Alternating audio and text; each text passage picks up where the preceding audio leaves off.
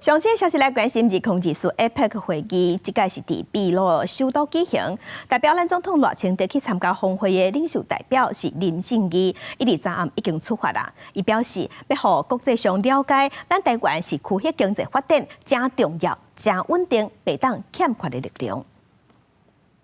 这当中，数位医疗、农业以及中小企业是我们台湾的强项。